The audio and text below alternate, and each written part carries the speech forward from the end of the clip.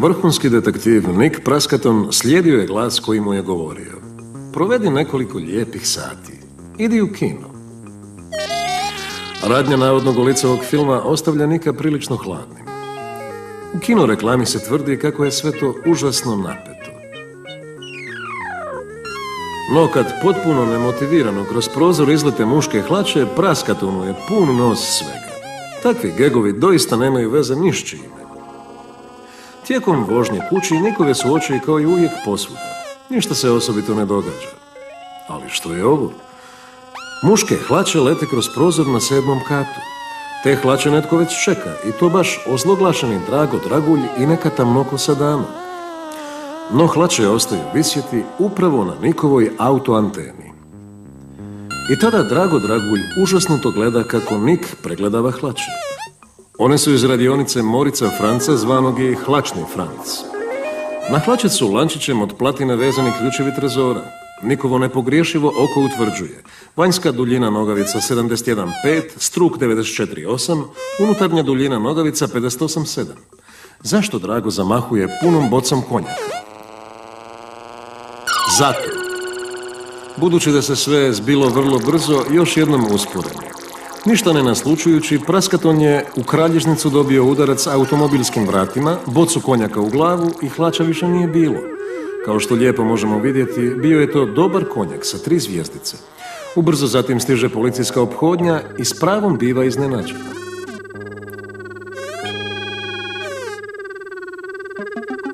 Čuvar reda zapahnut je isparavanjima s visokom koncentracijom konjaka.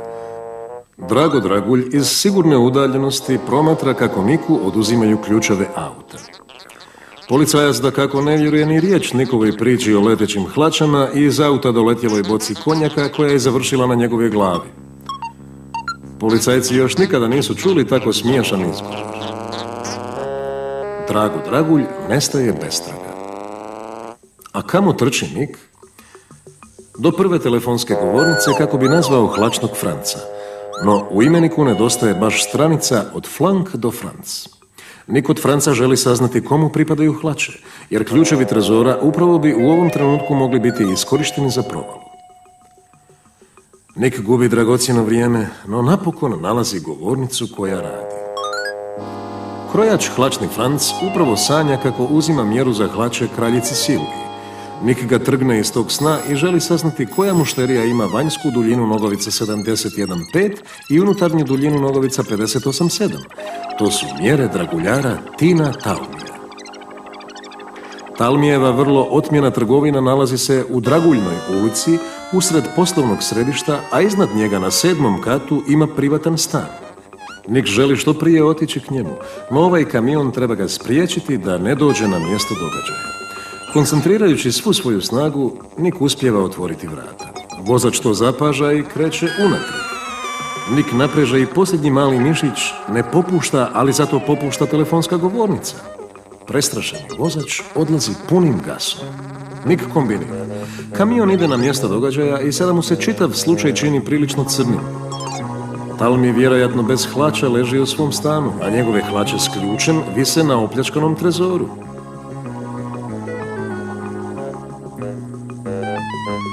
Što je to bilo? Nije li upravo prošao Drago Dragulj? A tko je bila dama za upravljačem? Nik joj u mislima skida tamne naočale, a zatim i šešir. Opet je to Virginia Peng, bivša vlasnica ozloglašenog bara Alibi, u kojem je Nik često bio nepoželjen gost. A jednom je Virginiju čak iznenadio u njezinoj kućnoj sauni. No nećemo se baš suviše udaljavati od teme. Praskaton baca znalački pogled na pročelje. Ovdje je na 7. katu stan Tina Talmija. Ovdje su izletjele hlače s ključem trezora. Odmah pokraj nalazi se veliko gradilište. Kako su vrata Talmijeve zgrade zaključana, građevinska skela Niku dolazi kao naručena. I što ondje otkriva njegovo izučeno oko? Svježe otiske prstiju od najviše 14 minuta. I ovdje još jednom isti otisci. Niku u sekundi postaje jasno da je riječ o 8 prstiju ruku i 10 nožnih prstiju. Počinitelj dakle radi bos. I ovdje su još jednom takvi isti otisci.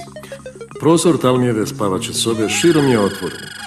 A zbog onoga što ondje vidi, Nik počinje sumnjati u svoj zdrav razum, što doista nije dopustivo. Ne vjeruje ni svojim očima. Hlače s ključem leže na naslonjaču kao da se ništa nije dogodilo, a Talmi mirno spava. U tom trenutku reagira Talmijev alarmni uređaj. Nikova glava dobiva prilično jak udarac odozdo i odozgo. Alarmni je uređaj neposredno povezan s policijskom središnjicom i ophodnja je već na putu ovamo. Nik se veoma polako budi iz nokauta i vidi kako se ovdje već radi uviđaj. No Nik je na pravom mjestu u pravo vrijeme i kaže da su hlače same bile izašle van. Kombinira. Opljačkan je trezor dolje u trgovini. No Talmi zna da je dolje u trezoru samo lažni nakit i tada zazviždi dobru staru melodiju. Ovdje su pravo drago kamenje i dragulji. U tom se trenutku mora začutiti i sam praskaton.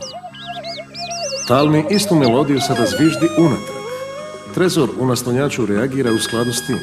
Kako to funkcionira? Preko mikrofona zvuci stižu do računala koje Talmi svakog dana namješta na drugu melodiju. Ako se odzvižde pravi tonovi, mehanizam se pokreće. Isti tonovi, ali obrnutim redoslijedom i čelična se kutija ponovno zatvara. Tada Talmi zapaža da je njegova novčarka neobično tanka. Nedostaju 3000 maraka gotovine, no još su ovdje njegove veoma intimne fotografije. Nik je slike vidio samo 100 sekunde, ali zapazio je svaku pojedinost. To su fotografije s nudističkog ljetovanja. Nik kombinira. Ovo su bez pogreške stražnje obline Virginie Peng, a ovo je svakako pomalo šiljasta Mica Majer, šefica bara kod Mice. A ovaj madež pokraj lijevog gležnja Nik je već jednom negdje vidio. A naravno, upravo malo prije na Tinu Talmiju kojeg Nik želi nešto pitati, ali upravo je zapištao policijski walkie-talkie. Kolega koji dolje čeka javlja. Smjena nam završava za 15 sekunda. U pokrajnoj prostoriji ove trgovine nalazi se trezor kojemu odgovara ključ privezan za hlače. Praskaton je Talmija digao iz kreveta i sada želi provjeriti je li trezor opljačkan. No trezor je samo ispražnjen. Sadržaj leži na podu. Ništa ne nedostaje. Provalnik je ostavio poruku. Slobodno zadržite blještave drangulije. Mi krademo prave briljante, a naći ćemo ih. Ovo je za cijelo napisao stručnjak. Tada Nik otkriva nešto. Golim okom jedva opazivo. 3,5 mm dugačka dlaka iz brkova s mirisom nikotina točno određene vrste cigareta. Sada je Niku jasno. Ovdje je na dijelu bio Drago Dragulj, no Nik ne zna da je Virginija u Talmijeve hlače ušila mali odašiljač, takozvanu bubu. A evo i malog kompanjona koji je u spavaču sobu vratio Talmijeve hlače s ušivenim odašiljačem.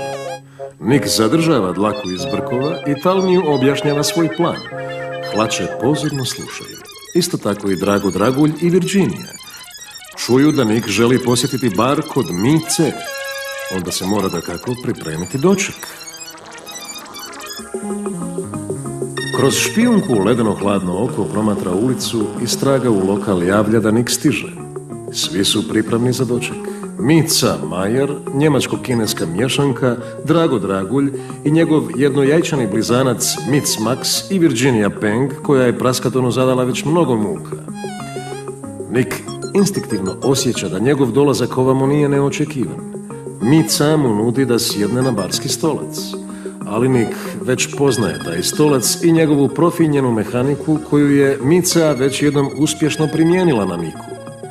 Stoga radije sjeda k Virginiji koja odjednom tvrdi kako se stol klima. Nik na nogama osjeća nešto sumnjivo, a ubrzo zatim i na glavi. To je posebna posuda za hlađenje pjenušca. Ove stegače jamče da je posuda besprijekorno sjela. Nositelj posude više ništa ne čuje i ne vidi. Nikova sposobnost zapažanja potpuno je blokirana. Stolnjak mu onemogućuje bilo kakvu kretnju, A što čini Mica? Niku ubrizgava daleko istočnjačko sredstvo za uspavljivanje. Nik bez svijesti leži u Draginom automobilu, a Virginia mu briše nos rupčićem natopljenim kloroformom. Nik bi trebao biti smiren za jednu noć kako bi Drago Dragulj mogao zamesti tragove. Virginia je za tu prigodu smislila nešto vrlo profinjeno.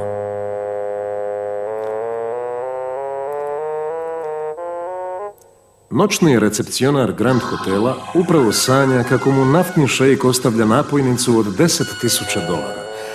Drago ga budi iz lijepog sna i kaže kako je praskaton pijan ko zemlja ležao pred hotelom i po svaku cijenu treba sobu. Nikova pasivna ruka dokazuje da je još onesviješten. Recepcionar je veliki praskatonov obožavatelj. Virginiji daje ključ sobe sa zbrojem znamenaka 7, što je Nikov sretan broj. Virginia doprema vrhunskog detektiva do sobe broj 52 poput komada prtljage.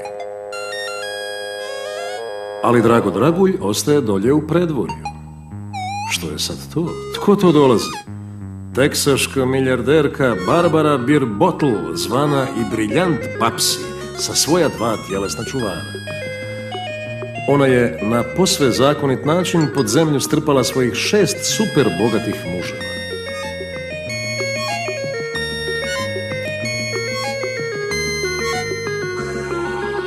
Recepcionar donosi ključ sobe broj 51, a Dragine se oči šire. Jedino što vidi jest Barbarin nakit neprocijenjive vrijednosti.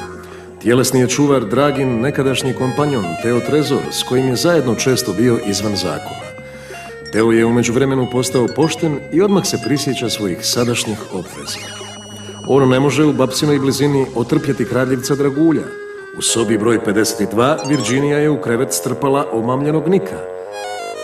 Pod pokrivačem stvari uopće ne izgledaju dobro.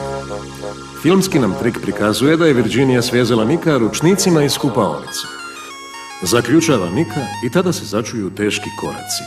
Recepcionar je Teu Trezoru savjetovao da Dragu Dragulja stavi pokraj praskatona. Savjet nije loš. To je apsolutno sigurno mjesto. Sada nokautirani Drago mirno spava pokraj svoga protivnika. Tjelesni čuvari gospođe Birbottle, koja je u susjednoj sobi, čuvaju stražu. A kamo ide Virginia? Teo i njegov tjelesni podčuvar čuvaju Barbarin san, ali prije svega njezina nakit. Kako polako sviće dan, tako tjelesni čuvari padaju u san. Tada se začuje strašan vrisak.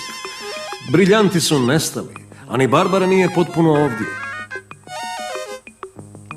Vrisak budi i Nika. Čudi se kako se našao zavezan u nepoznatom krevetu, a još k tome pokraj njega leži i Drago Dragulj. I dok Teo začuđeno pregledava lijepo izrezanu rupu u prozoru, Nik već kombinira što se ovdje dogodilo. Tjelesni čuvar pokušava uzbuniti recepcionara, ali ne dobiva vezu, jer njega bez prestanka nazivaju uzbuđeni hotelski gosti i žale se da su im ukradeni briljanti i novac.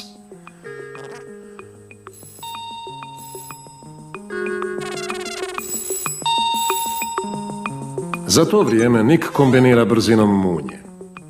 Rupa je visoka točno 27,3 i široka točno 20,4 cm.